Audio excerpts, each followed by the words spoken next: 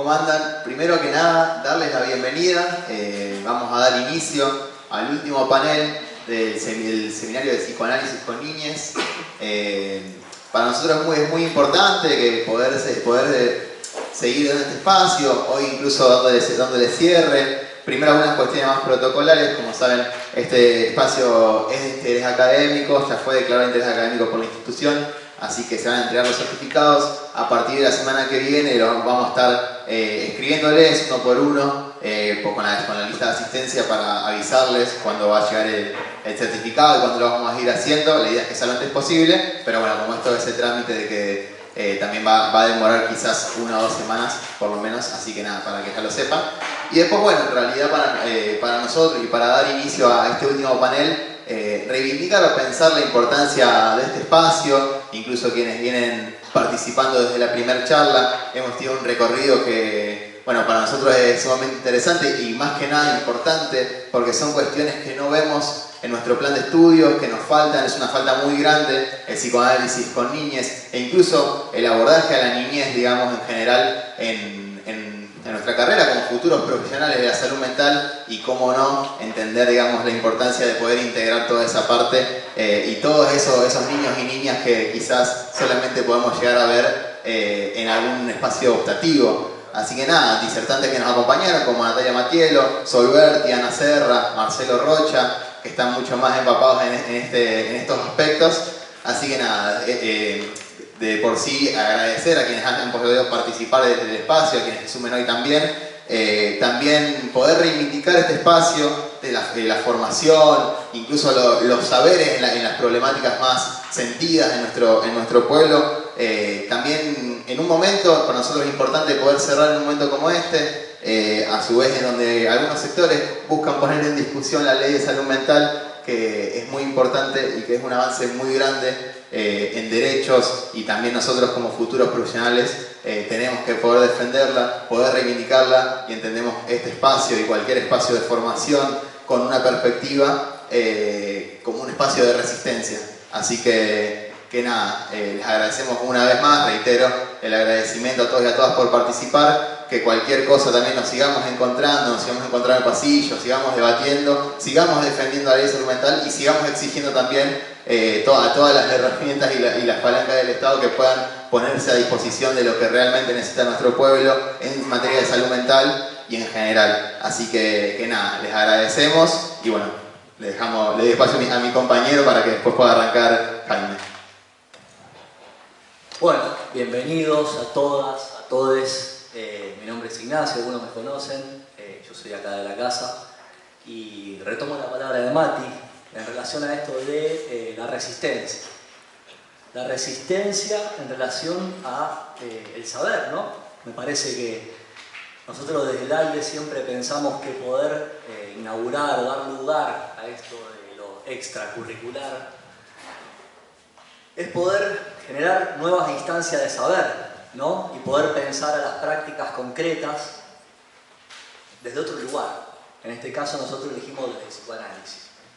¿Por qué desde el psicoanálisis? Una pregunta, ¿no? De tantas corrientes que hay, ¿por qué desde el psicoanálisis? Es una línea bastante extensa la que atravesamos durante la carrera en relación al psicoanálisis. Es muy poco lo que se ve desde el psicoanálisis en relación a las infancias. Contemporáneamente, el recorrido que fuimos haciendo en el seminario, le fuimos dando lugar al concepto de las niñeces, ¿no? Saliendo un poco esto de la categoría de ser un niño. ¿Cómo es ser un niño, no? Abriendo la posibilidad de pensar las diferentes formas, lo singular, tanto territorial, cómo se trabaja dentro del ámbito clínico, la importancia de la entrevista. Estuvimos viendo en otro de los paneles la importancia de la entrevista inicial con los padres, ¿no? No desentendiéndose de lo que acontece dentro del consultorio, la importancia del juego, el dibujo, lo lúdico, ¿no? La forma del lenguaje preverbal en la criatura. Y me parece que en la carrera, a modo de una crítica, si se quiere, en esta rigidez quizá que hay en el recorrido, en donde más nos acercamos a pensar a las niñeces desde el psicoanálisis. Por ahí se ve en Psicoanálisis 2, cuando se empieza a ver el caso de Juanito, ¿no? Aquel que lo ha leído por ahí sabe de algo, la fobia al caballo, la posible neurosis de transferencia que se da, que posibilita el análisis del niño con Freud. Pero nos parece siempre que es poco. Y creo que hoy, en este último panel, el concepto de autismo es sumamente importante porque, digo, si yo pregunto acá, ¿cuántos de ustedes conocen algún caso cercano, ¿no? O de alguien que les ha contado, probablemente alguien que ha tratado? Veo que hay un poco de edades variopinto, de uniformes, así que me imagino que puede haber mucha cercanía, mucho acercamiento a esto del concepto del autismo. Y en relación a esto de la rigidez, me parece importante esta perspectiva, encontrar una nueva vuelta a pensar esta categoría, ¿no? En donde quizá el autismo como concepto pueda condenar a alguien por el resto de su existencia. Entonces, ¿por qué no pensar una posible salida, ¿no? En relación al concepto médico más convencional, tradicional, de la psiquiatría quizá, ¿no? Y bueno, en este sentido nosotros creemos que este espacio haya sido declarado de interés académico desde ya es muy importante. A mí me pone muy contento. Cada uno de los paneles que fuimos recorriendo superó las expectativas, así que realmente les agradecemos. Nos hace muy feliz que podamos generar algo, un excedente, una nueva instancia de saber, y vamos a dejar lugar incluso posterior a la charla a la exposición acá de Jaime para preguntas. De eso se trata, ¿no? Crear, que sea un intercambio, porque en definitiva el espacio público de la Facu nos permite que uno se pueda apropiar de esto. Me parece que apropiarse del lugar es empoderarse al mismo tiempo. Y como el rol del psicólogo es político y debe ser político, estos espacios para nosotros son sumamente importantes. No solamente como analistas, sino para todo aquel, vuelvo a repetir, que pueda tener un acercamiento con esto de el autismo. Así que quizá Jaime tenga algo para contarnos al respecto. Nos parece que la práctica concreta, contemporánea, actual, nos va a ayudar mucho a poder construir algo distinto. Así que bueno, le damos la bienvenida a Jaime primero, les pido un aplauso para él, que se acercó hoy. Y bueno, espero que lo disfruten y muchas gracias a todos, a todas, a todos por haber venido. Bueno, un gusto estar acá, muchas gracias por la invitación a los chicos del ALDE. Bueno, autismo. ¿Cómo hablar de autismo en una hora y media? No lo sé, pero bueno, cómo situar algunas ideas. El autismo está por todos lados y todos lo sabemos.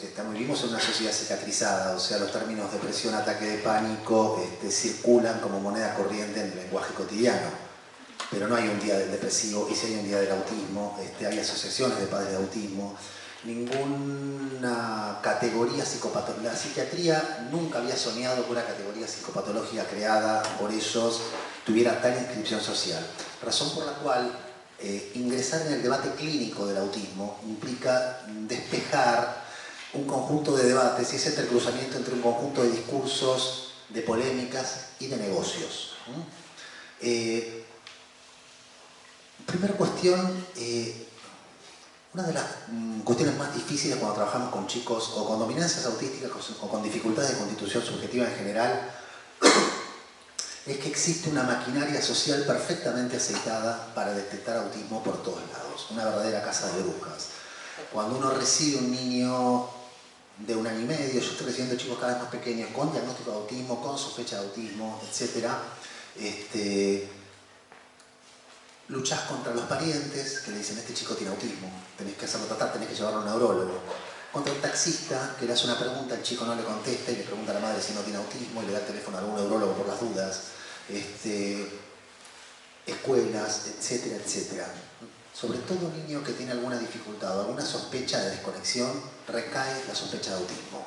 Esto es muy problemático, porque esta es la vía de entrada, esta maquinaria social es la vía de entrada a un circuito cronificante y patologizante del cual muchos niños no salen más.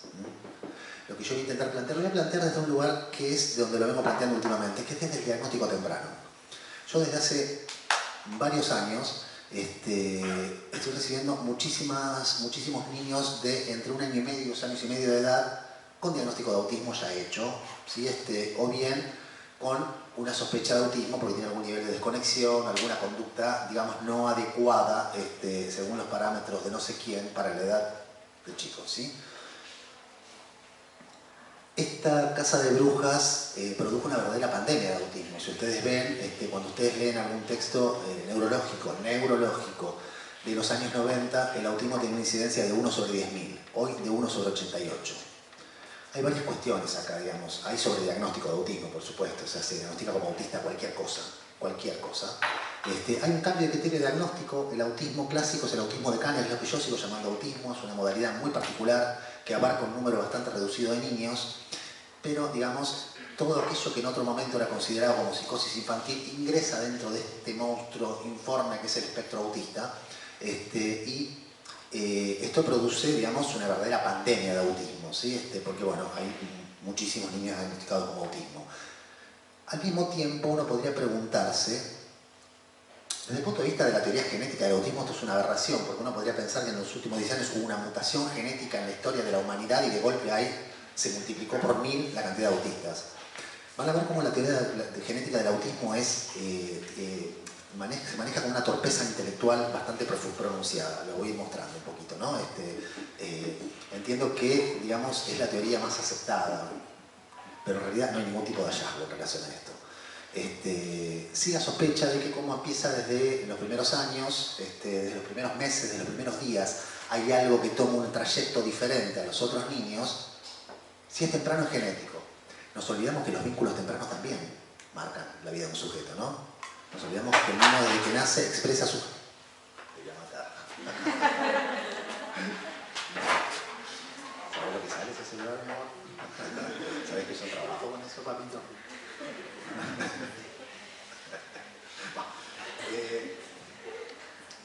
Bueno, bien.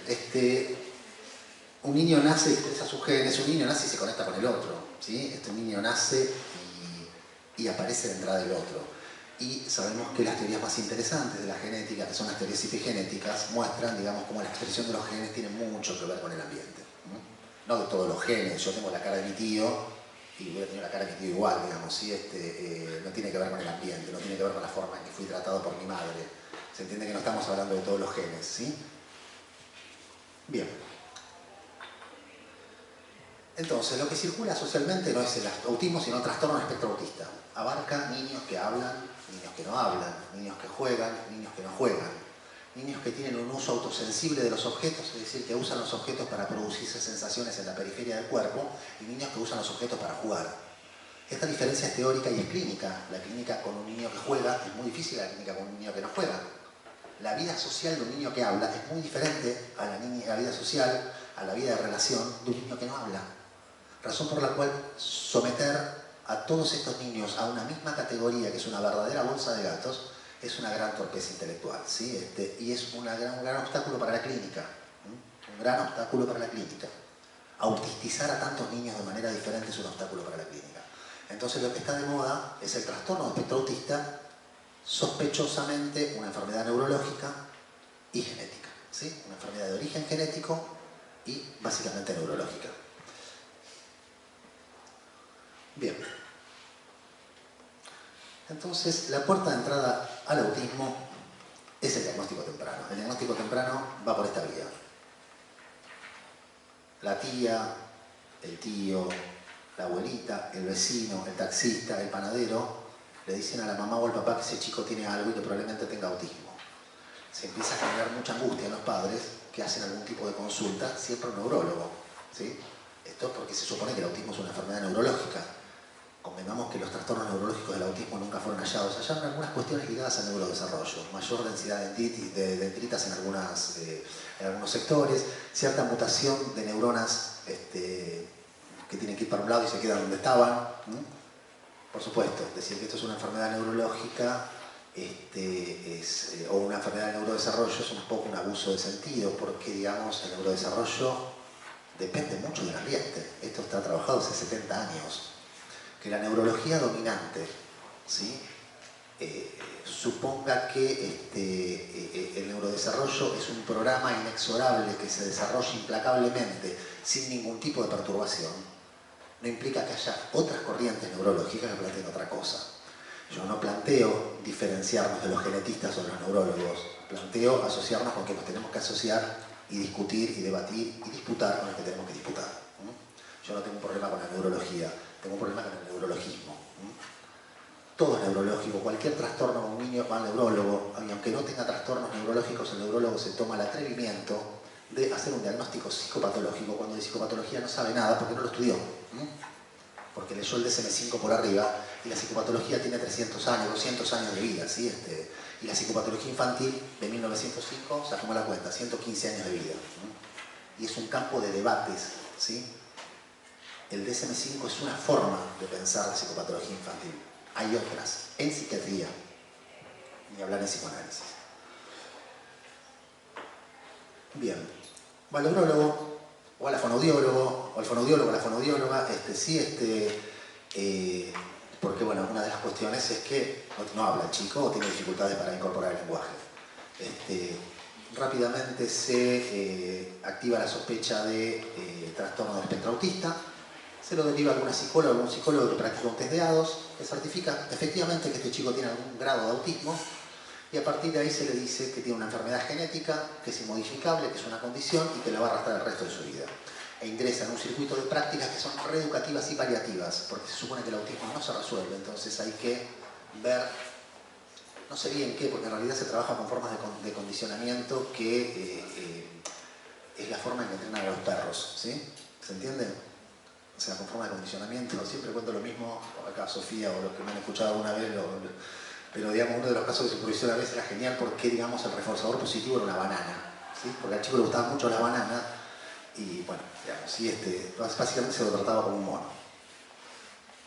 O sea, enseñarle a un chico por condicionamiento a establecer la respuesta mecánica de por favor, perdón y gracias, ¿sí? Ante actividades, ante ciertas situaciones sociales, son respuestas mecánicas cuyo sentido el niño no comprende, sino que las activa mecánicamente. Esto es reforzar el autismo, porque el autismo precisamente para protegerse de un exterior abrumador, insoportable, el niño autista está sobreconectado, no está subconectado.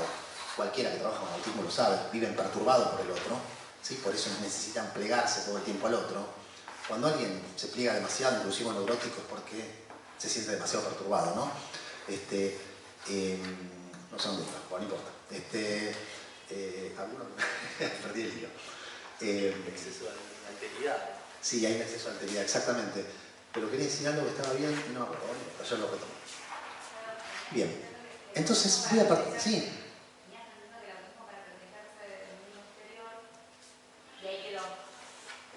Sí, pero hasta ahí estaba la idea. Pero quería decir que estamos usando eso para decir otra cosa que no me acuerdo dónde iba. Que refuerza el autismo. Eso, ahí va.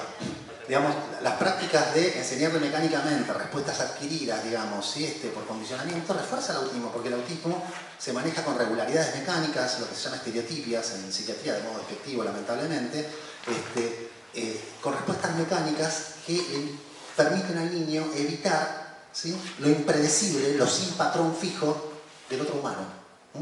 Razón por la cual esto refuerza el autismo. Digamos, yo, qué sé yo, digamos, cuando les enseñaba a estos muchachos a decir por favor, perdón y gracias, digamos, les enseño algo que tiene que ver con el, ¿sí? Cuando yo les enseñaba a decir gracias, cuando Julia, la mujer del mercadito les regalaba caramelos, yo les enseñaba a decir gracias y les decía que digan gracias no como respuesta mecánica al caramelo, ¿sí? Como reforzador positivo, sino porque finalmente la señora no tenía ninguna obligación de darles, ¿sí? Y cuando alguien te da algo, cuando alguien cede algo, para que vos lo tengas, uno agradece, y significa, son ciertos códigos sociales lo que estoy transmitiendo, no una respuesta mecánica. Enseñar respuestas mecánicas al autismo no tiene ningún sentido, es reforzar el autismo. Y es suponer que un chico, porque aprende a decir gracias, está adaptado, y mejor adaptado que si no lo dijera. Esto es una aberración. Estos son los tratamientos cognitivo-conductuales. Y disculpen si hay algún cognitivo-conductual acá, podemos debatirlo, me encantaría. Porque en realidad debaten muy poco en general. Suponen que son la ley del autismo y debaten muy poco con nosotros, porque nosotros acusamos a la madre, en teoría. Bueno, ahora vamos. Porque tenemos un problema, ¿no? Nosotros no podemos plantear esta complejidad del autismo sin debatir con los discursos dominantes y sin plantear una discusión seria al interior del psicoanálisis. ¿Qué tiene para ofrecer el psicoanálisis como respuesta al genetismo y al neurologismo? Vamos a seguir a repetir la teoría de la iteración del uno, digamos. No tenemos nada nuevo para pensar en la constitución subjetiva. El autismo no es más que aplicar lo que ya sabemos a un campo nuevo, digamos, el autismo no nos interpela, no nos hace revisar la posición del otro en la constitución subjetiva. La teoría genética del autismo es todo un problema, digamos, porque en realidad, digamos, cuando vos vas a las páginas de divulgación, esto es un ejercicio que lo pueden hacer cuando sean, siempre va a dar lo mismo. Anda a la página oficial de la Asociación Psiquiátrica Americana y te va a decir que, digamos, hay una sospecha fuerte de que es una enfermedad genética, o anda a las páginas serias y vas a ver que te van a decir eso, pero que en realidad no se ha descubierto, un patrón, no se ha descubierto un patrón, digamos, o una concreto, claro, digamos. Siempre hay una sospecha. Ahora, anda todos los links que tienen estas páginas serias, autismo hoy, padres de autismo, qué sé yo, empiezan arriba. El autismo es una enfermedad genética, digamos, ¿sí? En los links de divulgación te pueden decir cualquier cosa, pero vayan a las páginas oficiales de los neurólogos, de los psiquiatras, de quienes crearon este monstruo que es el trastorno espectro autista, que es la Asociación Psiquiátrica Americana, y van a ver que en realidad la teoría genética del autismo tiene poco peso. Por supuesto que hay enfermedades genéticas, que hay enfermedades congénitas también, que se asocian con el autismo. Pero para esto podemos trabajar desde una línea de teorización psicoanalítica que es muy seria, que es muy interesante, que la inventó Maud Manoni, ¿sí? Maud Manoni escribió un libro muy clásico que todos acá han leído, los que han pasado por la Facultad de Psicología lo hemos leído, que es El niño retardado y su madre. Que es excelente ese libro, más allá de que yo con Maud Manoni tengo muchas diferencias, me parece una de las personas más audaces que tuvo el psicoanálisis. Y los Manoni, ambos, Octavio y Maud, fueron de los pocos psicoanalistas que se animaron a cruzar el charco y que se analizaban con Lacan y supervisaban con Winnicott, que se animaron a armar una conexión entre Londres y París. Bueno, después la historia del psicoanálisis se encargó de cerrar todo tipo de conexión, de suponer que todo lo que sucedía en Londres estaba superado y todo lo que sucedía en París estaba buenísimo y era lo que había que seguir. Maud Manoni era muy capaz, era lacaniana, pero supervisaba con Winnicott, tenía una impronta fuerte de Winnicott también. Ella escribió este libro que es formidable, cuya tesis básicamente es: hay toda una asociación clásica en la psiquiatría francesa entre ciertos retardos mentales, deficiencias mentales de origen genético o congénito y las psicosis infantiles. Lo que ella muestra es que no hay una relación directa entre el problema genético y la psicosis infantil, sino que ella abre una vía de investigación que después en Argentina se desarrolló mucho en la escuela de Lidia Coriat, que es que básicamente lo que sucede es que la psicosis no tiene que ver con el problema genético de modo directo, sino con el modo en que impacta en los padres, con el modo en que este chico, diferente, absolutamente diferente a los otros y a las expectativas que ellos tenían, es investido, ¿sí?, por los padres, es tomado por los padres. Ahí Maud Manoni dice algunas cosas que a mí no me cierran, digamos, entre el deseo de muerte, algunas cuestiones que a mí no me parecen interesantes y me parecen bastante estigmatizantes, pero la línea de investigación está buena porque entre el problema genético y lo psicopatológico que se monta sobre el problema genético hay una relación discontinua, mediada por el deseo del otro, si lo quieren en lacaniano, ¿sí? Mediada por la forma en que este niño es tomado libidinalmente por estos padres, este niño diferente. Y los que sabemos, tenemos hijos, sabemos, digamos, que tener un hijo con una discapacidad es uno de los fantasmas mayores. Una vez lo charlé con la persona que supervisaba, con Lili Álvarez, que me dijo algo muy inteligente, que es: todo el mundo que tiene un hijo con discapacidad dice, yo sabía. En realidad lo que pasa es que todos tenemos miedo, porque es así, nadie espera tener un hijo con una discapacidad, seamos honestos, digamos, ¿sí? Después veremos cómo lo tomamos, si lo recibimos, pero nadie está esperando esto. Es decir, como todo el mundo, digamos, tiene este fantasma, al que le toca dice, yo sabía. Me parece una idea muy inteligente. Por otro lado, tampoco vamos a romantizar la discapacidad, no me parece. Bueno, Maud Manoni descubrió esto, Jerusalinski, el gran Jerusalinski. Yo la verdad que estoy en las antípodas de su forma de pensar el autismo, pero la verdad que desarrolló cosas geniales. Jerusalinski es un tipo que yo respeto mucho, uno de los tipos que más respeto en el psicoanálisis argentino. Desarrolló mucho esta idea de cómo un niño que nace diferente es tomado de un modo muy particular por los padres.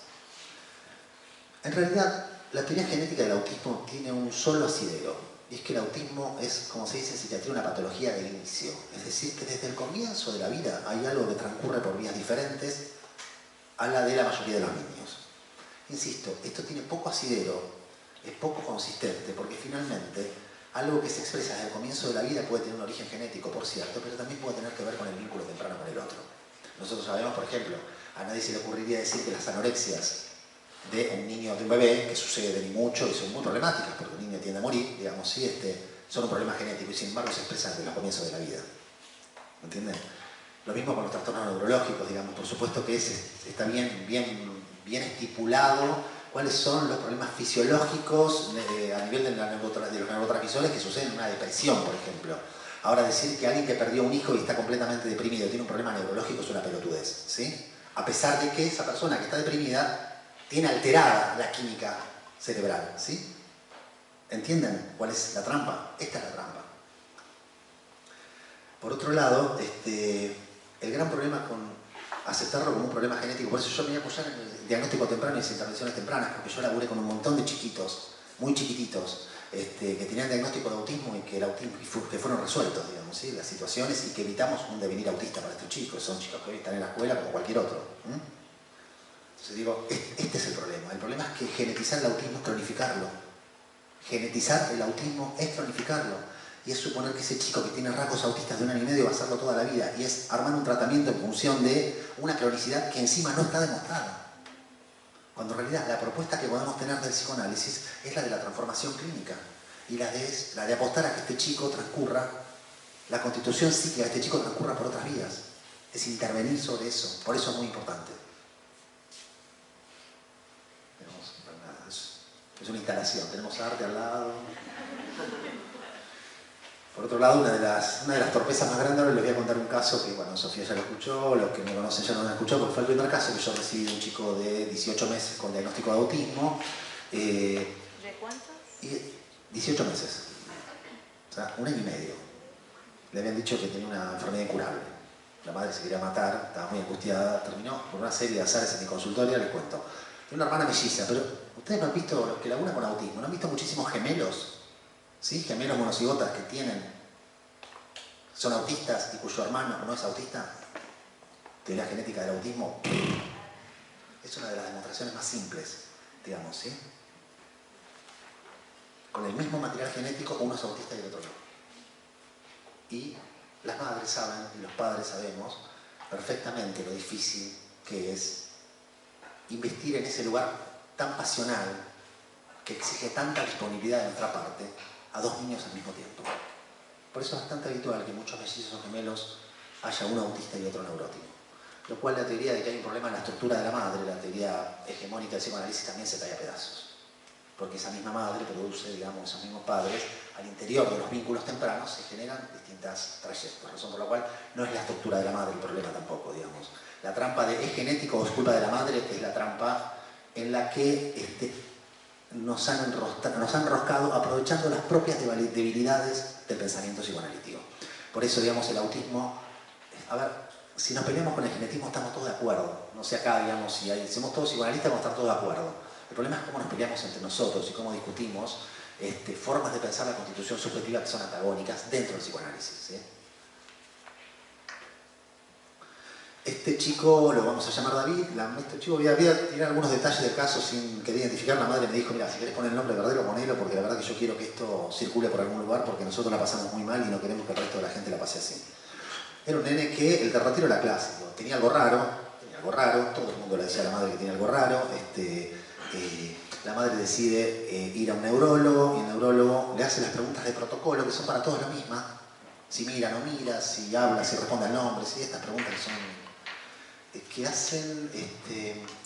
que son muy problemáticas. Yo creo que esta medicina tampoco funciona. Si hay algún médico acá que me desastre, por favor, pero en medicina los diagnósticos son clínicos también, no se diagnósticos por teléfono. Es decir, si un chico le duele la garganta puede tener un montón de cosas, digamos. Hay que poder observarlo y poder ver eso en el conjunto. Entiendo yo, discúlpenme si hay un médico presente, esto también es clínico, digamos. Preguntarle a una madre sin mirar al niño, si mira a los ojos y si no mira a los ojos es autista, es confundirlo mucho, porque, bueno, la cuestión es que este chico lo mira 15 minutos el neurólogo después de haber hecho el análisis de rutina, preguntas de rutina, y le dice básicamente que tiene un trastorno espectro autista y que hay que hacer algo urgente porque a los 2 años se va a desconectar por completo. El pibe tiene 1 año y medio, la madre sale flipada de la consulta, muy angustiada, resiste el diagnóstico. Entonces este tipo, para certificar lo que él decía, lo manda con una psicóloga que le practica donados y que efectivamente le dice que su hijo tiene un trastorno de espectro autista moderado, que es una condición genética que lo va a acompañar toda la vida, que bueno, no es un problema, qué sé yo, va a acompañar toda la vida,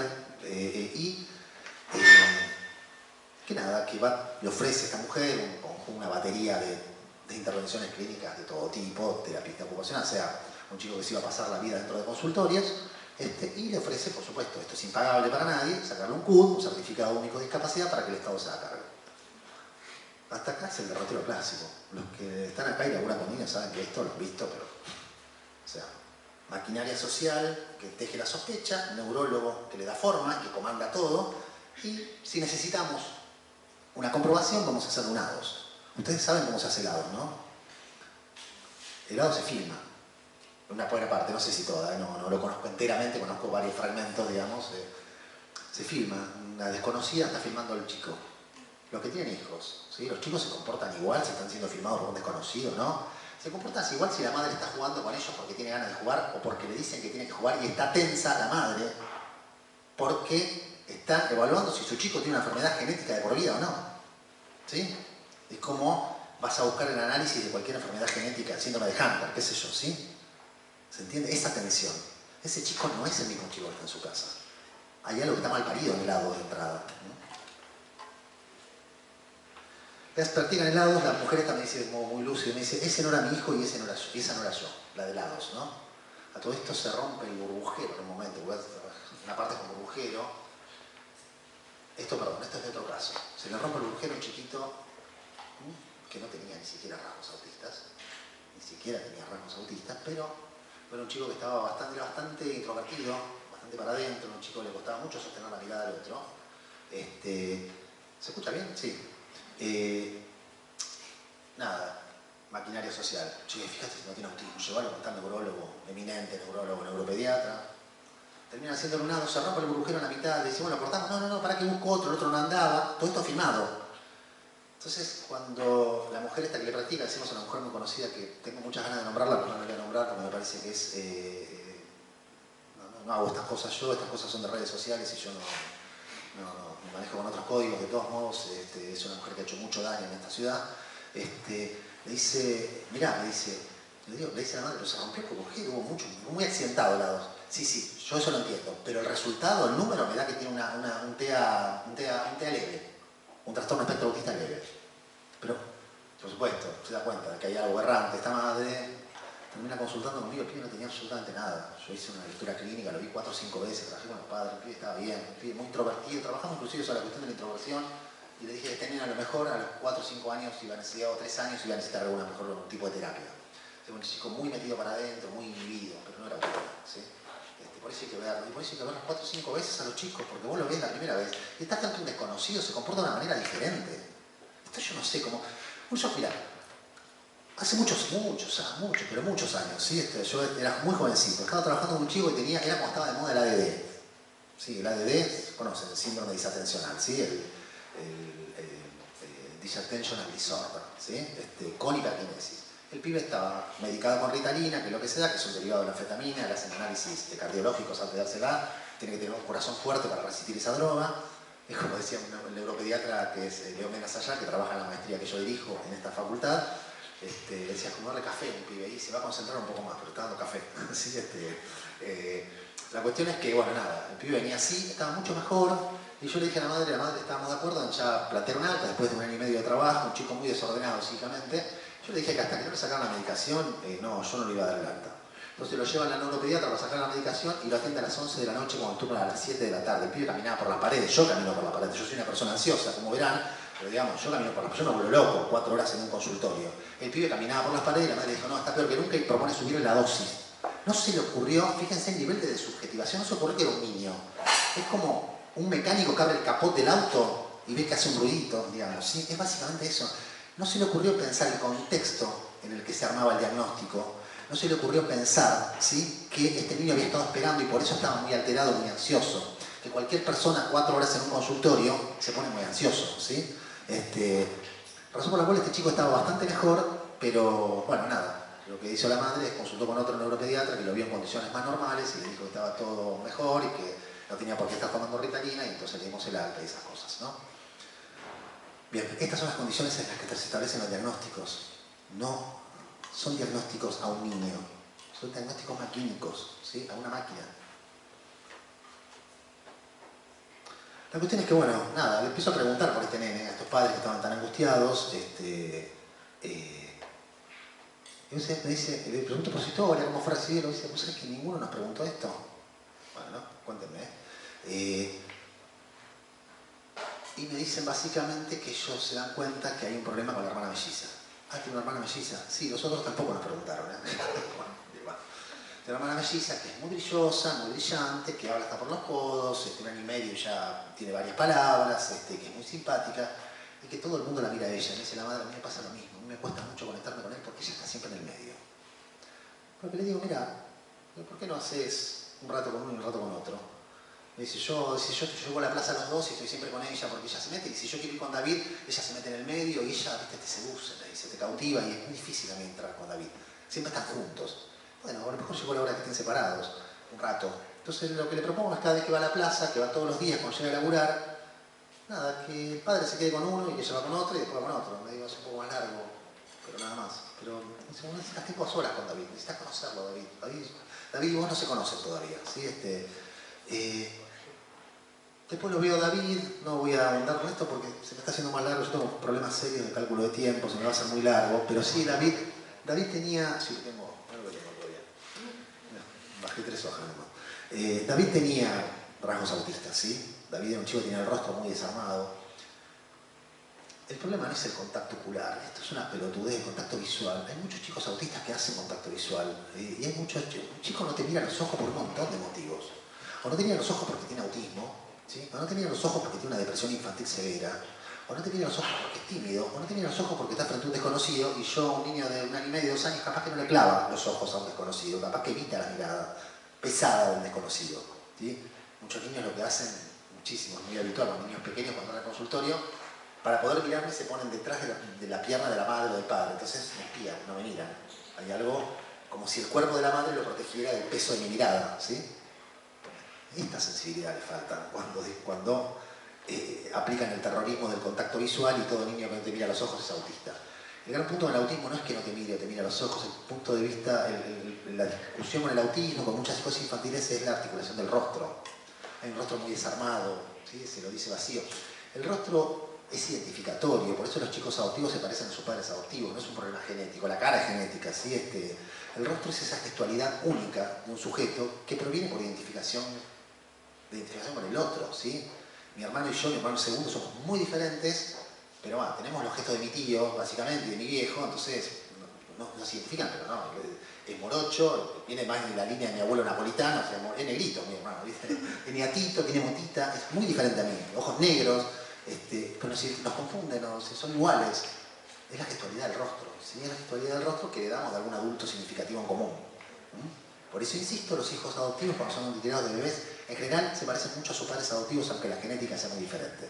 Porque la gestualidad, bueno, hay algo en estas identificaciones primarias, humanizantes, el primer contacto humanizante del niño es la sonrisa social, la sonriente que descubrió Pitts, donde el rostro se arma de una manera y nosotros nos reconocemos en ese rostro que sonríe. Es habitual que un niño o niña autística tenga un rostro cuya gestualidad nos resulta extraña, difícil de descifrar. Que el grito, la sonrisa sean muy diferentes, porque aparte la experiencia subjetiva es muy diferente. Este chico tenía el rostro muy desarmado, no balbuceaba, el balbuceo, si hay alguna fono acá lo sabe perfectamente, es un antecedente potente del habla en las neurosis. Era un chico que tenía algunos movimientos muy estereotipados, agarraba un camioncito y podía estar 45 minutos haciendo esto, tenía ataques de furia por momentos, cuando algo no encajaba tiraba todo, ¿no? Pegaba aullidos. Pero era un chico que tenía un juego muy neurótico que era el famoso Fordá. Los estudiantes de psicología lo conocen de memoria, ¿no? Él jugaba en momentos donde estaba mucho más conectado y más tranquilo, jugaba a arrojar objetos y irnos a buscar todo el tiempo. Es un juego más neurotizante, neurótico, Razón por la cual, digamos, una de las cuestiones que podríamos empezar a discutir son los famosos diagnósticos estructurales que nos impuso la hegemonía lacaniana. Porque la estructura psíquica supone que un niño es todo psicosis, todo autismo, todo neurosis. Y yo planteo el diagnóstico en términos de dominancias. Dentro de una dominancia autística hay un rasgo neurótico, sobre el cual trabajamos mucho, porque yo sobre ese juego podía jugar con él. Era un juego que me incluía, los otros juegos no. Esto lo digo en un ratito. La cuestión es que yo lo que le digo a este padre es que tiene algunos rasgos de conexión importantes, que es muy importante que trabajemos en torno a esto que yo les voy diciendo, que se conecten con él de otra manera, que estén con él a solas, que lo vayan descubriendo. Que el problema no es el autismo, sino David. Que se olviden del autismo, que se concentren en David. Yo a este chico lo veo 3 meses después, porque justo venía el verano, y lo veo 3 meses después, aparte porque le di tiempo, y cuando lo veo es otro nene. Este nene salió bien, no siempre sale tan bien, ¿sí? A veces no podemos evitar un autismo en chicos que tienen rasgos autistas. Pero no es lo mismo recibir un autismo cristalizado, constituido, un nene de 5, 6, 7 años, que ciertos mecanismos autistas en un niño más pequeño que de no mediar una intervención transformadora derivan en un autismo cristalizado, ¿sí? Y después ya es inamovible. Era otro nene, ¿sí? Era un nene que sonreía, yo lo llamo a la sala de espera, lo llamo David, se da vuelta, que antes no lo hacía, me mira, me reconoce, primero se extraña, me reconoce y viene y me abraza, y me sonríe y me abraza, ¿sí? Raro, porque yo creo que esto era por el amor que me tenía la madre y el padre, digamos, porque el pibe yo lo había visto muy pocas veces. Dudo mucho que se acordara de mí, tal vez sí, digamos, sí, pero bueno, la madre le habrá hablado mucho de mí, porque ellos estaban como muy conformes con esto, porque decían, le digo, es otro nene, sí, es otro nene, dice, vos lograste que nosotros nos conectemos con él y no con la patología, nosotros estamos relacionados con la patología, y logramos que lo descubramos, porque más allá de la hermana, él es maravilloso, entonces empiezan todas estas suposiciones subjetivantes, locas, que tenemos todos los padres con los niños muy pequeños, locas digo porque en realidad son proyecciones, pero son suposiciones de sujeto. Nosotros suponemos algo que no hay, pero que va a advenir en la medida que nosotros lo supongamos, ¿sí? Bueno, me decía que se hizo el vivo todo este tiempo, en realidad se hacía el autista, me decían, ¿sí? Se hizo el vivo. Todas construcciones delirantes que las hacemos todos los padres, vamos, digamos, ¿no? Y que son muy importantes para un niño, porque suponen que nosotros les oponemos al niño una subjetividad como la propia, le transferimos algo propio, ¿sí? Bien, nada. La cuestión es que le dije que si encontraron alguna dificultad no los vi más, y esto pasaron 6 años, 7 años, así que entiendo que no, estuvo bien, David, ¿sí? Espero.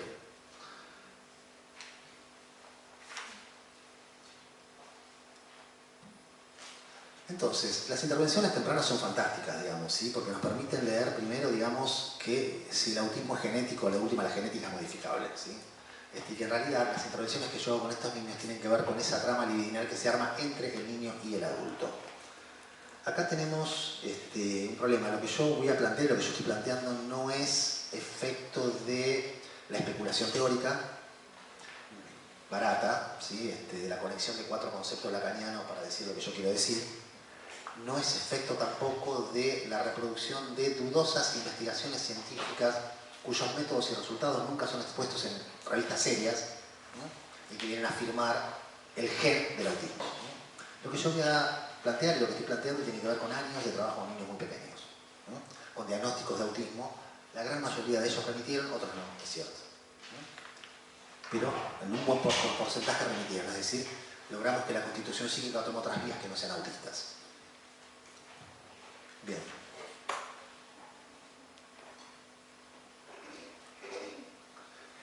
Toda remisión síntoma-síndrome es problemática, ¿no? Toda remisión directa, contacto visual autista, no responda al nombre, este hijo de puta no respondía al nombre. Camilo, caramelos, y se da vuelta. Digamos, hay muchas maneras, hay muchos motivos por los cuales un niño puede... ¿Ves? Ahora sabe que estamos hablando de él y se hace el boludo. Porque le da timidez, Bueno, ese tipo, entonces, no, Camilo, caramelo, y se da vuelta. Digo, hay muchos motivos por los cuales un niño no responde al nombre. Hay que tener un poco de sensibilidad clínica para ver por qué, y no hacer una remisión mecánica de un síntoma determinado, tampoco no responde al nombre, no es un síntoma, sino, ¿saben la cantidad de veces que escuché de pediatras, de niños muy pequeños? Pipi, está aburrida el celo para los dos, ¿eh? Listo. Tengo uno, lamentablemente. Que, digamos, como lo llamaban y el pibe no respondía, los mandaron a un análisis neurológico. La cantidad de pediatras serios, por otro lado, pediatras serios que hablan de lo que no saben. El autismo no es un problema pediátrico, no es un problema neurológico. es un problema psíquico. Son ciertos mecanismos muy particulares, muy estudiados algunos, otros no tanto, que tienen que ver con la relación del sujeto con el otro, con la relación del sujeto con el mundo, con el modo de habitar el espacio, ¿sí? Con el modo de articular el cuerpo, etcétera, etcétera, etcétera.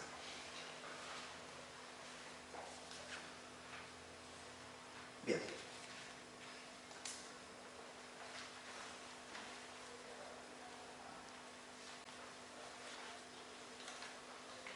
A ver.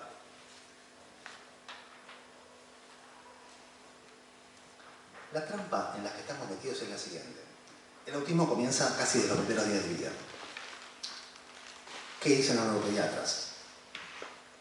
O es genético o es culpa de la madre. Ustedes acusan a la madre, nos dicen los psicoanalistas. El psicoanalista, lo interesante de esto es que hay un texto de Winnicott extraordinario, que Winnicott lo planteó en 1967, estamos hablando de hace más de 50 años.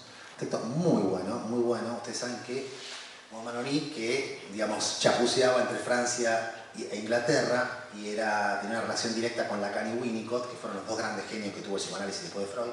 Es tan simple como eso, no hubo nadie a la altura de ellos. Realmente han producido avances y hay que dialectizarlos, ¿sí?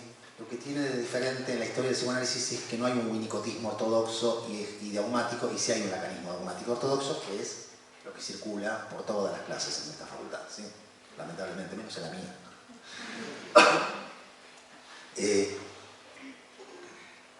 Ella organiza un coloquio sobre psicosis infantil en París o en algún lugar de Francia, no recuerdo, creo que en París, y están todos, los invita a todos. Lo abre Lacan y lo va a cerrar Winnicott. O al revés, bueno, no me acuerdo. No, las palabras de apertura son muy famosas. Todo lo que escribió Lacan, todo lo que Lacan dijo mientras estaba defecando en el baño está publicado en algún lado, ¿sí? Así que ese texto de Lacan está publicado en la red, por todos lados lo van a encontrar. Lacan de psicosis infantil mucho no, pero bueno, era Lacan. Está Lacan, están los dos Manoni, están los Lefort, que han sido muy grosos, que escribieron libros formidables, el mío y el otro. ¿Cómo se llama el libro de Lefort? Bueno, el que tiene el de los dos casos que yo me voy a acordar. Tengo un problema con los títulos de los libros. Y Winnicott no puede, lamentablemente, venir. Hubiera sido hermoso que Winnicott y Lacan hubieran compartido lugar, pero manda un texto que es hermoso y que está publicado en Exploraciones Psicoanalíticas. Está publicado, sí, en algún lugar. Llama acerca de la esquizofrenia infantil como falla de adaptación y trabaja todo el problema del autismo, año 67. Tengan en cuenta que el descubrimiento de Kanner es del 43 y que en el año 67 ya habían aparecido los primeros libros de psicoanalistas sobre autismo. Había publicado Meltzer su libro sobre autismo, Bruno Bettelheim había publicado La fortaleza vacía, y el autismo había empezado a tomar todo el campo de las psicosis infantiles. Winnicott denuncia todas las dificultades que tenemos 50 años hoy, porque el tipo vivía 50 años adelantado, y dice algo muy importante, dice, para el que piensa que es un problema genético, lleva la delantera, porque a ningún padre le gusta escuchar, digamos, que algunas de las dificultades con el hijo, que le pasa al hijo, tienen que ver con algo que tiene que ver con ellos. Esto no es solo en el caso del autismo, esto sucede en cualquier niña, digamos. No es fácil para un papá, para una mamá, suponer que, digamos, aquello que más amamos, si está sufriendo por algo, tiene que ver con algo que nosotros podríamos hacer de otra manera.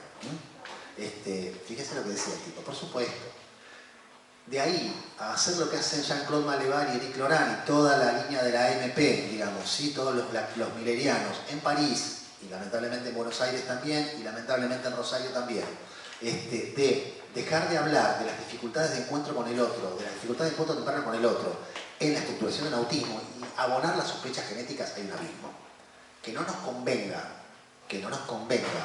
plantear que, digamos, hay cierta trama del libidinal con el otro, al interior de la cual se estructura un autismo, y que no hacernos pelotudos con esto es una falta de ética, porque todos los que laburamos con autismo sabemos que hay algo desencontrado ahí.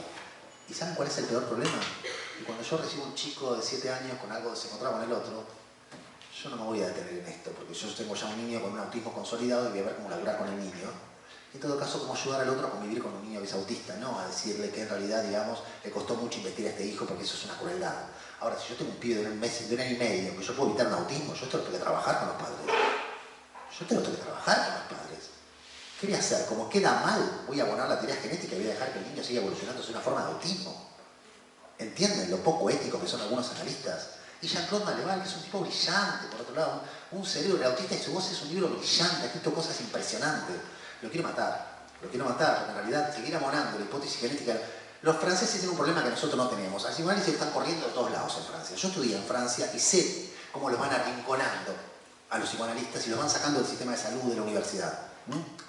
Como digamos, de hecho la neurología francesa es una neurología muy potente, muy antipsicoanalítica y muy biologicista, y muy potente, ha hecho descubrimientos muy importantes. ¿Sí? El CNR, ¿cómo es? Bueno, el Centro de Investigaciones Científicas de Francia. Bien.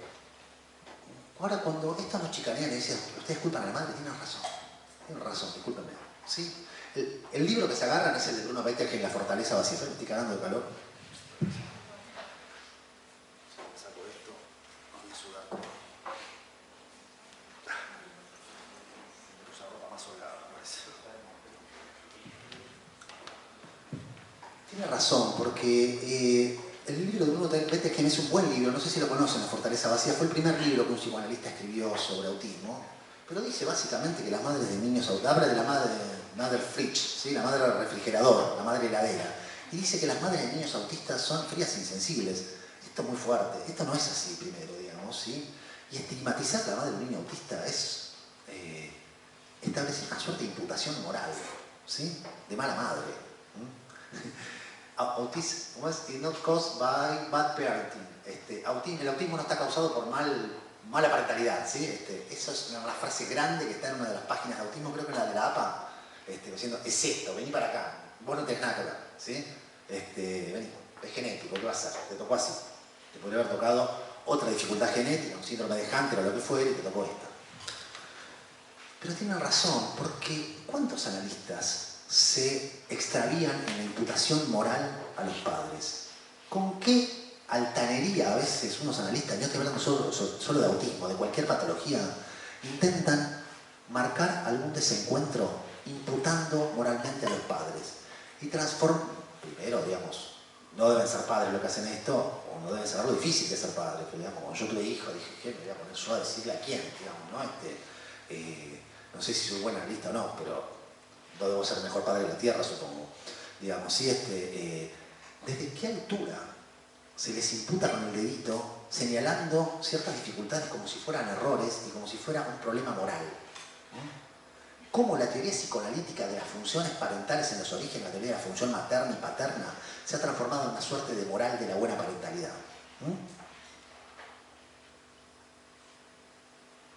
Esto, aparte de ser un problema, yo siempre me río en el libro último que saqué, que es sobre autismo, de cuando dice, no, nosotros no hablamos de culpa, hablamos de responsabilidad. Eso es un eufemismo, porque en realidad es una forma de seguir achacándole una responsabilidad moral a los padres. La responsabilidad es un concepto moral, ¿sí?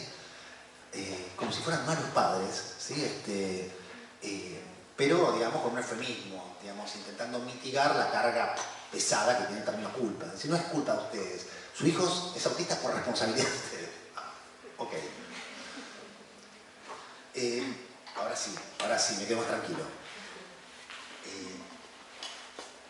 El problema es suponer, hay un problema teórico acá, aparte de un dislate, digamos, un disparate, hay un problema teórico, es suponer que todo lo que le sucede a un niño depende de los padres, ¿sí? Que el deseo de los padres es la causa absoluta de todo lo que le pasa a un niño. Por supuesto, si a mí me gustan tanto Winnicott y Lacan, porque fueron los dos que descubrieron la función del otro en la constitución subjetiva. En Freud esto está muy borroneado.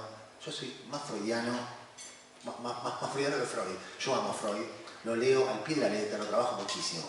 En Freud, la función del otro en la constitución psíquica es algo que aparece en 4 párrafos, ¿sí? Pero la corriente dominante del freudismo, y por eso Klein era freudiana, es endogenista. La constitución subjetiva va del niño hacia afuera, ¿sí?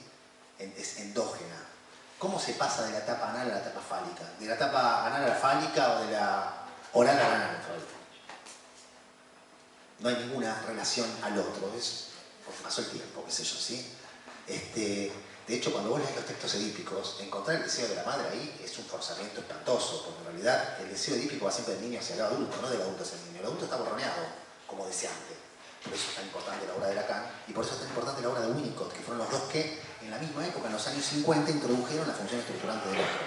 Ahora, establecer la absoluta prioridad del otro en la constitución subjetiva no equivale a decir que el adulto es la causa última de todo lo que le sucede a un niño, que vamos a encontrar en el adulto la razón última de todo lo que le sucede a un niño.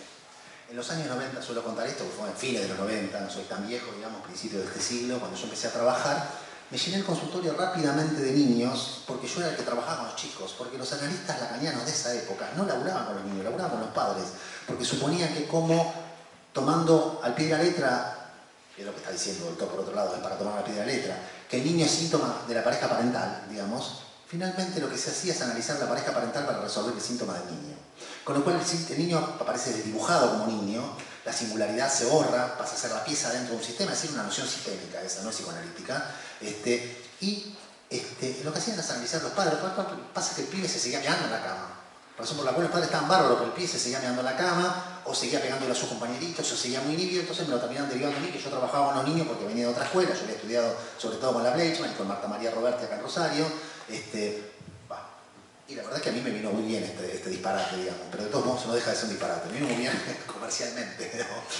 Me llené el consultorio y era un pendejo de 25 años que empecé a tener bastante laburo de lo que me gustaba hacer. Pero esto es un modo de despojar al niño de toda singularidad. Suponer que todas las dificultades del niño están cifradas en el psiquismo adulto y que con analizar al adulto o cambiar la posición del adulto, digamos, se va a resolver la dificultad del niño es problemático. Es muy problemático. Yo creo que hay muchos analistas que... Esto sucede cada vez menos, la mayoría de mis colegas lacanianos, con los cuales yo discuto mucho,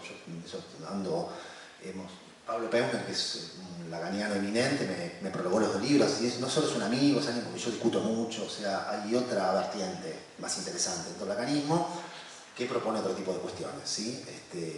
Pablo no laburaría con un adulto para curar al niño, va a laburar con el niño, aparte es un gran analista, Pablo, por otro lado, y hay muchos otros analistas de niños lacanianos muy buenos, digamos, por suerte, digamos, ha podido permearse de otras vertientes el lacanismo contemporáneo, en parte. La hegemonía sigue siendo rígida, sigue negando la singularidad del niño, en el fondo, trabajando con los padres. Yo creo que la mayoría de los analistas contemporáneos piensan que el destino psíquico de un niño, que la constitución del psiquismo infantil es un destino que ya está cifrado en el fantasma materno desde que la madre resuelve su Edipo y abre un lugar para el hijo como equivalente del falo. Razón por la cual suponen, digamos, que hay una estructura de la madre que ya indica 100% todas las vías de constitución psíquica. Por supuesto, cuando uno ve que la misma pareja parental tiene un hijo autista, un hijo psicótico y otro neurótico, muy habitual, uno se da cuenta que el problema no es la estructura de la madre o del padre, que el problema es la situación de encuentro, como decía Pierre Lanier, ¿sí? Es cómo el deseo infantil de los padres, porque digamos, nosotros, esto lo dice Winnicott y lo dice Laplanche, que es mi autor de referencia, digamos, otro autor de referencia muy importante para mí, bueno, porque estudié mucho con Silvia y Silvia es laplanchiana. Lo infantil en el niño activa lo infantil en nosotros. Nosotros sabemos, cuando tenemos hijos, nuestro primer hijo nos revuelve toda nuestra hijidad, digamos, retorna, digamos, todo lo infantil, digamos. Nosotros somos muy... El narcisismo y toda nuestra historia como hijo, digamos, la forma en lo que significamos para este otro que fueron nuestros padres, digamos, o sea, mi análisis nunca fue más intenso cuando nació Lira, mi primera hija, digamos, o sea, esto se entiende, se reactivan cuestiones, pero se reactivan de un modo situacional, bajo un modo de una configuración única e irrepetible, histórica, ¿sí? Es como ese deseo infantil se reactualiza en una situación histórica única e irrepetible. Es esto. Este es el lugar al que un niño llega. No es al equivalente del falo, digamos, ¿sí? De cuando tenía 5 años la mamá, que es una pelotudez, dicho así suena pelotudo, pero convengamos que la forma en que planteada es media pelotuda también, ¿no? No tengo nada que envidiarle en esta forma un poco ácida de decirlo a la forma en que se plantea en una clase de tal materia, no voy a decir cuál, ¿no? Pero todos saben. De la Facultad de Psicología. Digo, el lugar al que viene un niño es histórico, es situacional, es una configuración única y irrepetible, es cierto, y lo digo. Hay muchas parejas parentales que tienen varios hijos con dificultades severas de constitución psiquismo y hay algo ahí que se impone como un destino inexorable. ¿Sí? Hay algo ahí que parece ser rebelde a la historia, que se impone más allá de todo. Digo, esto yo lo he visto, pero lo he visto en pocas ocasiones. En la mayoría de los casos no es así.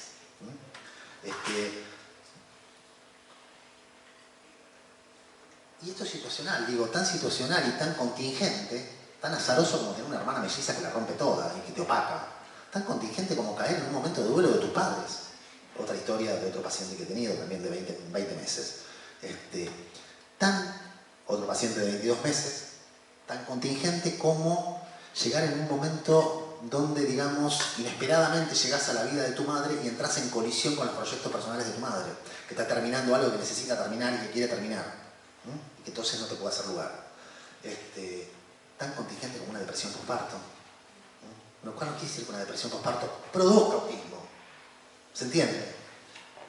¿Por qué? Porque no hay una relación inmediata, directa y absoluta entre el deseo parental y lo que se inscribe en el niño. Hay una relación fundamental, digamos, lo que se inscribe en el niño tiene que ver con lo que proviene del otro, pero se inscribe de modos fragmentarios, azarosos, caprichosos inclusive. Por eso, la noción de huella mímica está en Freud, los signos de percepción. Freud se desveló, pasó 40 años en su vida viendo cómo se inscribían las experiencias tempranas. La noción de experiencia es satisfacción, de vivencia, no es experiencia, ¿sí?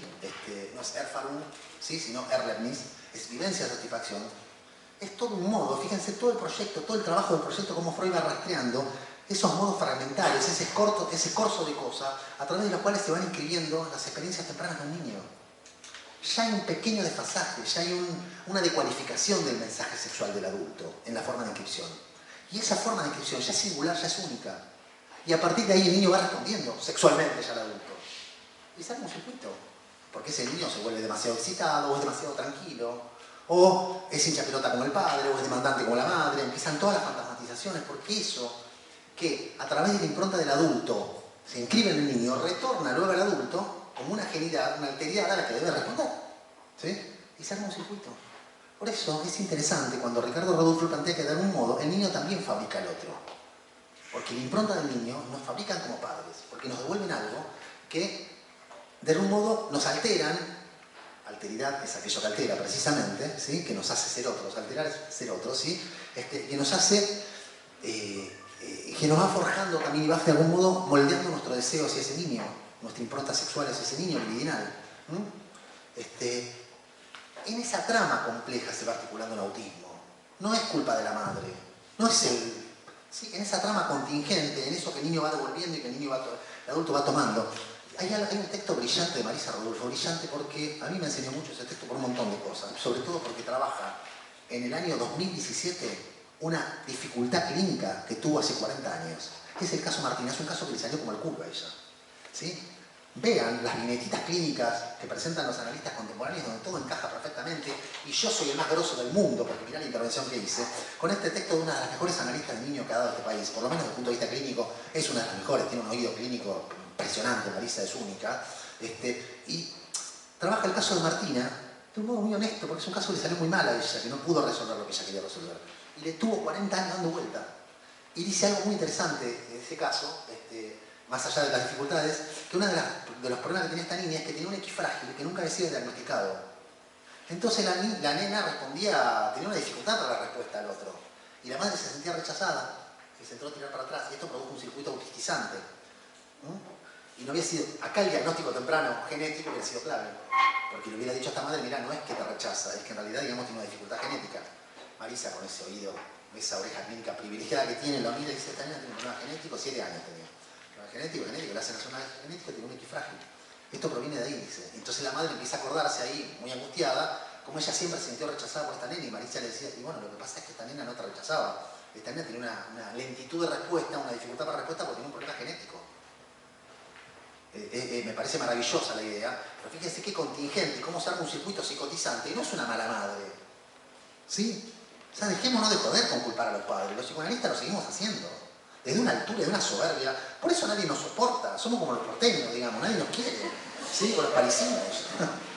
Los parisinos son peores que los porteños como fueron. Yo viví un año en París. Me acuerdo de un parisino que me ha hecho bien, un pibe muy divertido. Que decía, para explicarle a otro que era la banlieue. Vos tenés París y tenés alrededor toda la periferia, que es la banlieue.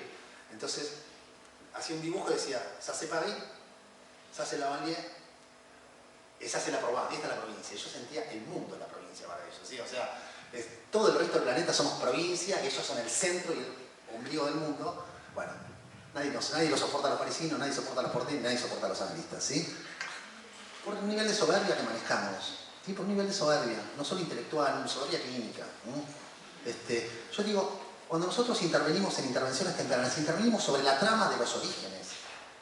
¿Sí? No estamos explicándole a la madre por qué es mala y por qué hizo malas cosas y que las haga de otra manera.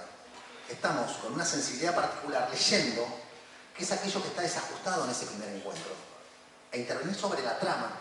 ¿Sí? Cuanto más pequeño es el niño, más intervenir sobre la trama. No es ni sobre el niño, sino sobre el adulto, sobre la trama al interior de la cual se constituye un autismo. Por eso es una pelotudez y es una aberración diagnosticar como autista a un chico de 1 año y medio, porque esa trama se está organizando y el psiquismo se está organizando. Y se puede revertir. Me ha pasado con un montón de casos, chicos, discúlpenme, pero es así. Me puedo apoyar en eso, es empiria, si quieren. Empiria marxista, ¿no? Empiria positivista de las 11 tesis sobre Feuerbach. Si produce transformaciones es verdadero. Punto. Y esto no es pragmatismo. Reconocen las 11 tesis sobre Feuerbach, es el tratado de epistemología más avanzado que se ha escrito. ¿Sí? El criterio de verdad de un enunciado es su capacidad para transformar la realidad. Crack. Yo me apoyo ahí, y por supuesto, en la teoría que tejo a partir de eso. Está haciendo. Guarda el cable. Tan aburrido, ya terminamos, ¿no? Parte del tejido. Sí, parte de la trama. Ya terminamos. Está aburrida, ella voló con el control del celular, porque me mueve el padre. Ya se come, no se aburre, muy bien. Es lo que haría para mí.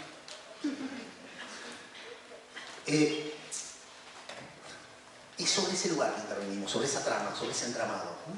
Y es clave, por supuesto. Después los mecanismos autistas, a medida que pasa el tiempo, se van solidificando, cristalizando. Y el estilo de relación también. Ya la madre es muy difícil que después pueda, o el padre ver otra cosa ahí. Se van cristalizando, y aparte uno no puede ya hacer de un niño de 5 años, sería volver el tiempo atrás. ¿Por qué? Porque ya los mecanismos autistas son un modo de estar en el mundo, son un modo de ligarse al otro, un modo de percibir su cuerpo, de sentir, digamos, ¿sí? Y, digamos, intentar producir alguna transformación ahí, en el sentido de evitar un autismo, producir un desmantelamiento psíquico al cual ningún niño se va a prestar, razón por la cual ya es muy difícil. Pero con un niño de 1 año y medio, 2 años es muy importante y es muy viable hacerlo. Por eso los diagnósticos tempranos es muy importante, por eso es muy importante que discutamos qué entendemos por diagnóstico. Segundo problema, diagnóstico, ¿qué entendemos por diagnóstico? Asociar un niño a una categoría es un diagnóstico psiquiátrico, perfecto, que los psiquiatras diagnostican se les canten las pelotas. O sea, asociar a este niño en un conjunto de síntomas, entonces este niño es depresivo, es autista. El diagnóstico estructural psicoanalítico, el de las 3 benditas estructuras, que es uno de los peores inventos de la psicopatología mundial y universal, propone lo mismo. Diagnosticar a un niño sin incluirlo dentro de una estructura. Esto lo que produce es una fusión del niño con la estructura. Es decir, una fusión de una estructura que es universal o general, ¿sí? Con la singularidad estricta de un niño. Esto epistemológicamente, desde el punto de vista de la clínica psicoanalítica, es una aberración, porque la clínica psicoanalítica trabaja con singularidades, se trabaja con configuraciones únicas e irrepetibles, ¿sí?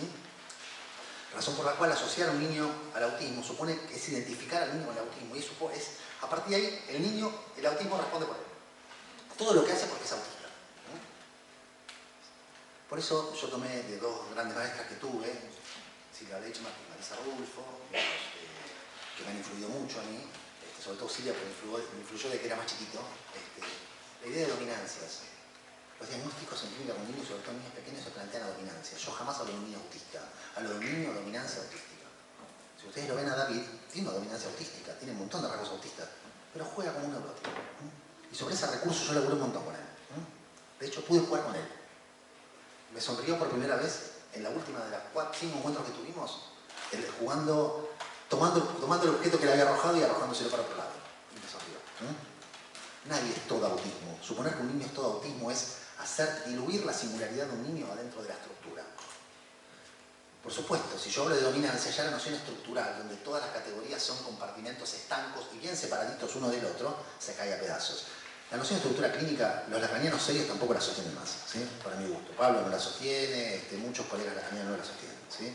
Es una forma de encasillar, una forma de psiquiatrizar a los niños. Porque hacer un diagnóstico es dar cuenta de... El diagnóstico es algo singular. En todo caso, la idea de dominancia es poner el modelo teórico que implica una categoría psicopatológica al servicio de una lectura del niño, ¿no? Pero el diagnóstico se produce en la tensión entre la categoría y el niño, entre la tensión entre lo singular y lo general. Hay un chirrido, un niño no puede encajar nunca en la estructura, epistemológicamente es insostenible, ¿sí? Porque el niño es único y la categoría es para muchos. La categoría es la de la tipicidad.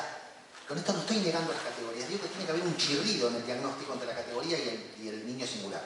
Que tiene que haber una tensión, que no podemos subsumir una en la otra.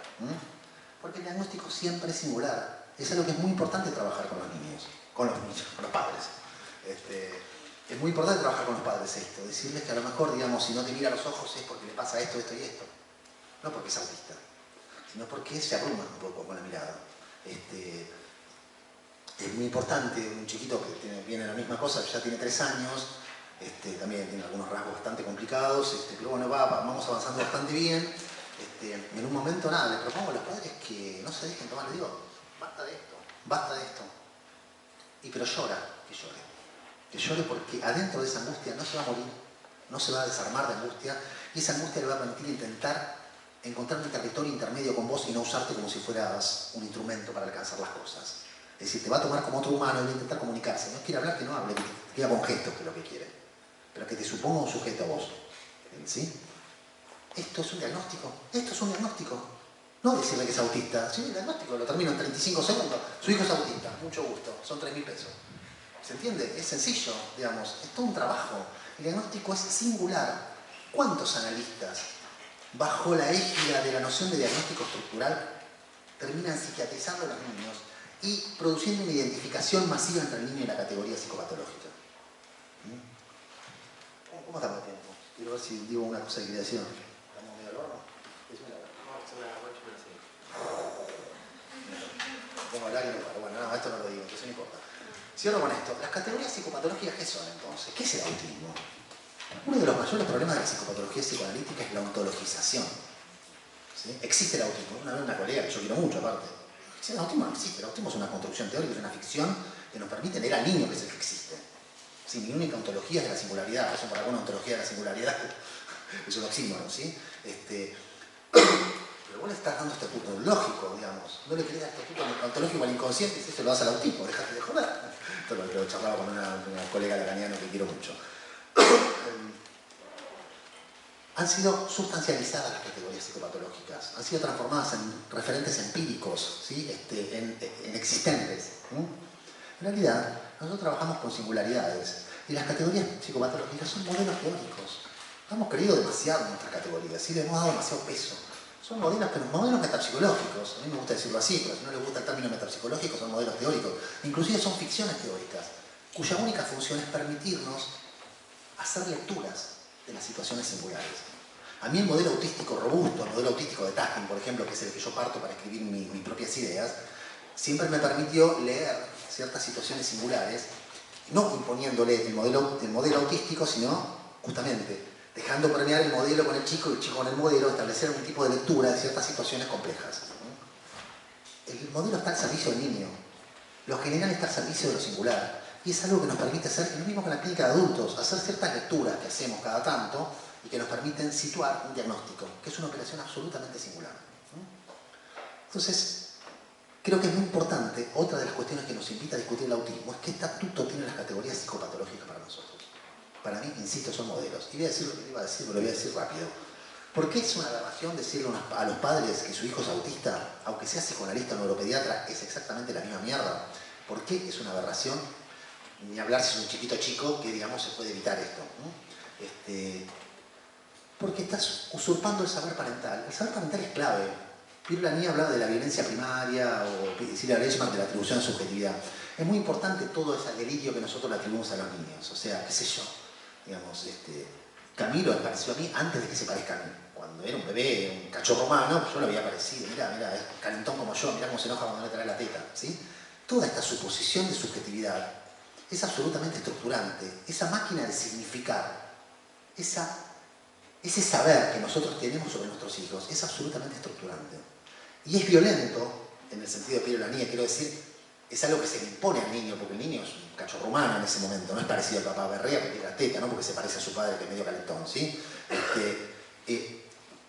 Pero no es arbitrario. Por eso me gusta tensar a mí el psicoanálisis francés, que es el que me formó a mí con Winnicott, que es un autor que yo adoro, sin ser winnicottiano, por supuesto, adoro. Porque Winnicott mostró que el saber parental tiene que ver con cierta permeabilidad del adulto hacia el niño, con cierta sensibilidad, con cierta disponibilidad subjetiva, donde el niño es el centro del mundo para vos, y eso te hace como permeable a captar algo de la alteridad del niño. Dice Rodulfo, que es uno de los grandes winnicottianos de Argentina, digamos, que la preocupación maternal primaria, eso que Winnicott llama preocupación primaria, que es hacer del niño el centro de tu vida, es una experiencia impar, o sea, única de la otredad. ¿Sí? Razón por la cual el saber de los padres no es solo un saber caprichoso y violento, digamos, no solo va de nosotros hacia ellos, no solo es proyectivo, si les gusta así, ¿sí? Sino que captura algo de lo del niño, ¿sí? No es arbitrario. El saber paranoizante es arbitrario, porque el saber paranoizante, que produce la paranoia, es absolutamente impermeable a lo que provenga del niño, va derecho del adulto hacia el niño. ¿Sí? Este saber, cuando yo le digo a un padre su hijo tiene autismo, desaparece y es usurpado por el saber técnico. O sea, ahora el que sabe es el neuropediatra y Google. Yo ya no sé más nada, salvo que vaya a Google a buscar o le pregunta al neuropediatra. Y es un saber general, eso del autismo. El padre se desconecta, la madre se desconecta de niños, ¿sí? Con lo cual si hay una desconexión previa, la desconexión se profundiza porque el niño desaparece detrás de la categoría. Y todo ese saber que podía haber tenido, o incipiente, o que podemos ayudar a constituir adentro de un espacio analítico, se pierde para siempre. Y si hay desconexión, se termina de desconectar. Y si no la hay, se empieza a producir. Porque se empieza a relacionar con la categoría. Se empieza a relacionar con algo y ya no es el niño, que es un saber general.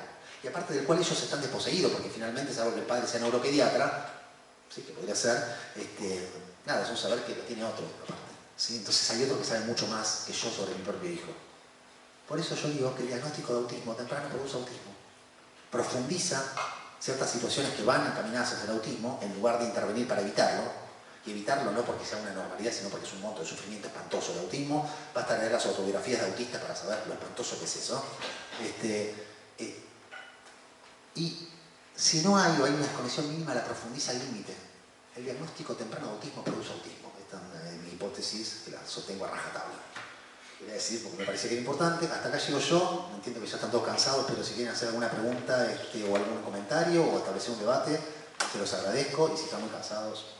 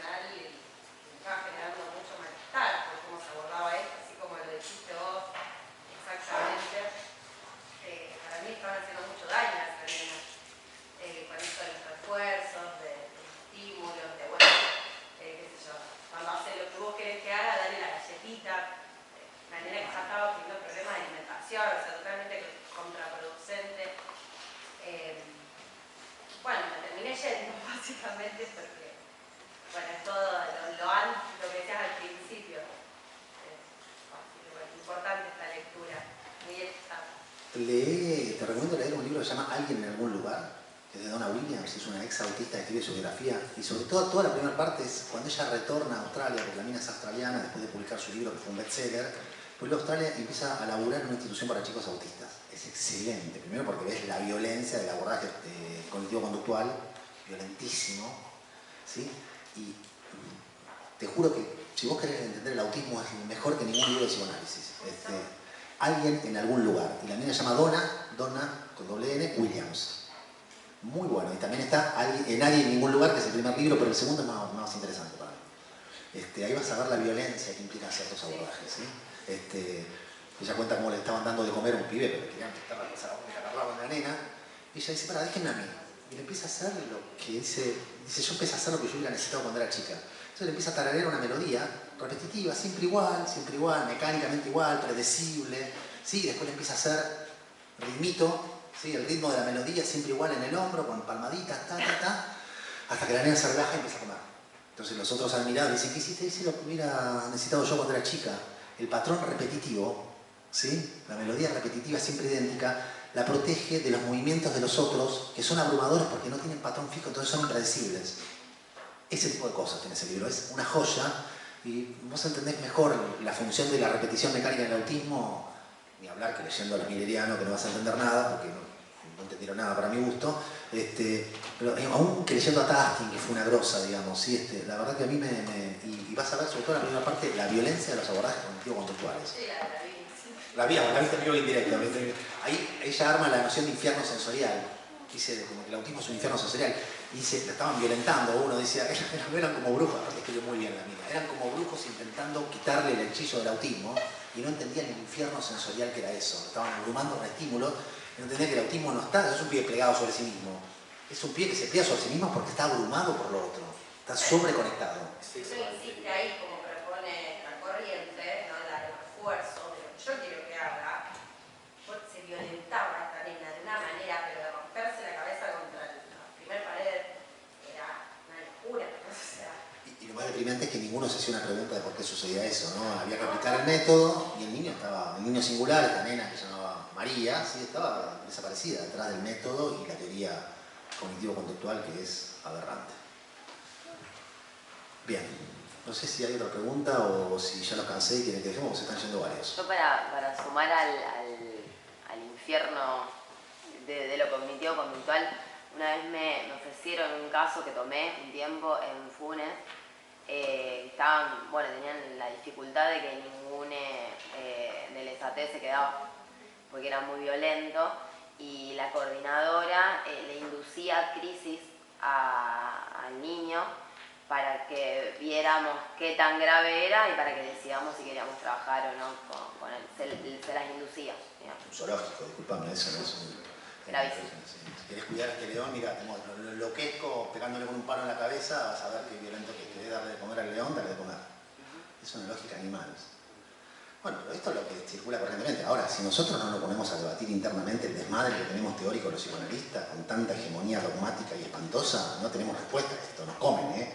Nos comen porque sucede en Francia. Lo que sucede en Francia sucede 20 años después acá, ¿eh? En Francia se los comieron. Se los comieron. El lugar donde yo estudié, París 7, está desapareciendo el psicoanálisis de la carrera de grado.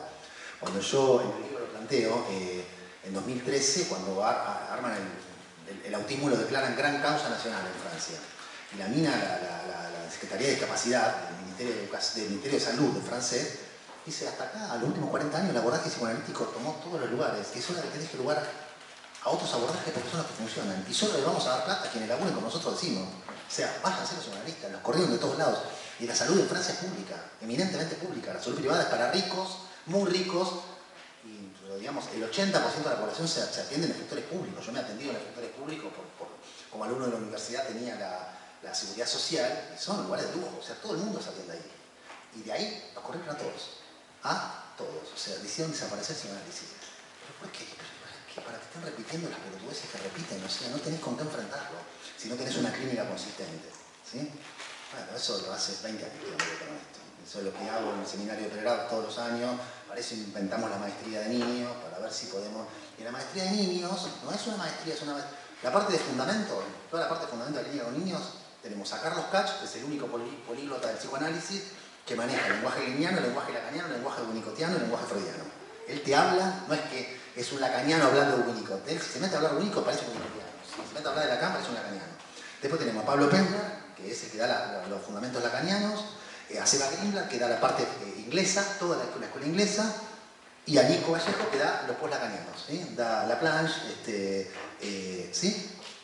Tenemos un panorama, y que no es una... porque los alumnos que tenemos son la mitad lacanianos y la mitad no lacanianos. Entonces los no lacanianos escuchan un lacanismo de otro, ¿sí? Y el docente se tiene que forzar para hablarle a alumnos no lacanianos, porque los lacanianos hablan entre ellos, digamos, en su lenguaje extraño. ¿Sí?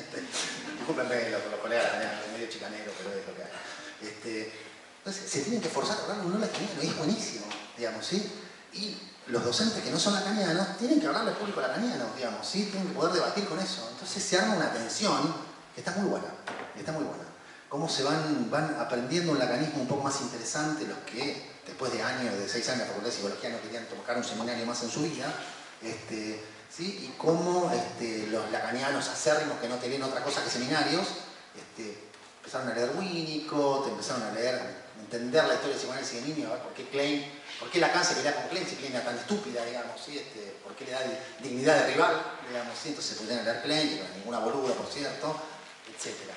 Se pusieron a leer a Silvia, que decíamos, ¿por qué Silvia le dan tanto nombre? Etc. Bueno, esto es lo que hace falta al psicoanálisis, entonces para enfrentar a estos sátrapas debemos armar otro psicoanálisis y debemos poder romper con el escuelismo que arruinó el psicoanálisis en los últimos 100 años. El escuelismo kleiniano y después el escuelismo lacaniano. Bueno chicos, muchas gracias por venir.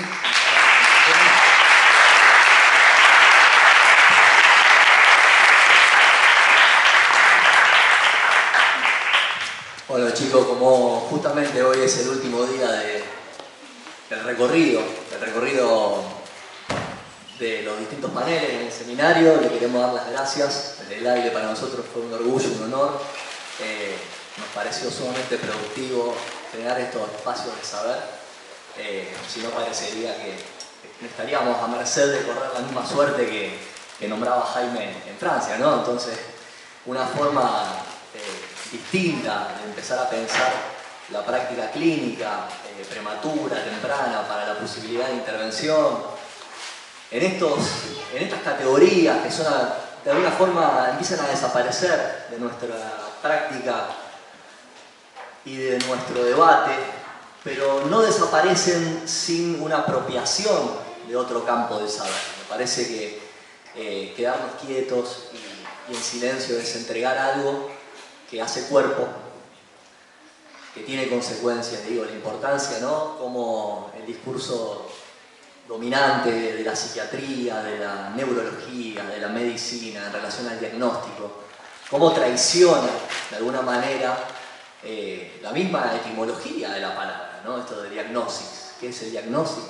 Bueno, es la posibilidad de hacer un estudio diferencial de algo, y esto me parece que implica darle importancia a la singularidad, y esta traición a la etimología no viene solo a colación de la práctica o el discurso dominante de la medicina, la psiquiatría, sino dentro de la práctica analítica misma. Entonces, la posibilidad de hacer una autoevaluación constante en nuestra propia práctica creo que es menester, es necesario, es político, porque pone en juego el derecho. No condenar a un sujeto a que no solamente tenga un carnet con un número de documentos, sino un carnet que lo condene, como decía Jaime, ¿no? De forma ontológica, a hacer aquello, ser empujado a una categoría. Así que bueno, espero que lo hayan disfrutado. Son experiencias concretas y creo que no hay mejor manera de transmitir el saber desde la práctica, que es algo que no ocurre en la facu, así que muchas gracias. Y bueno, le dejo la palabra a Mati, a ver si quiere decir algo.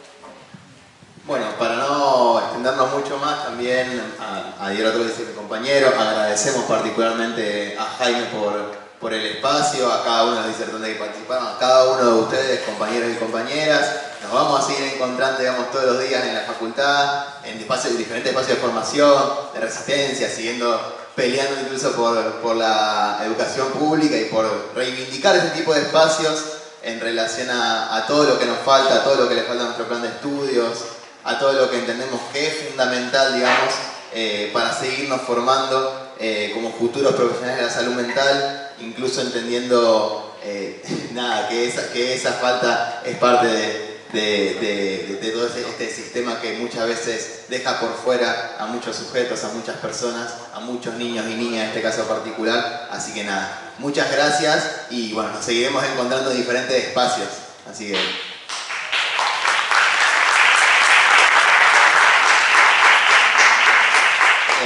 vamos a hacer el sorteo.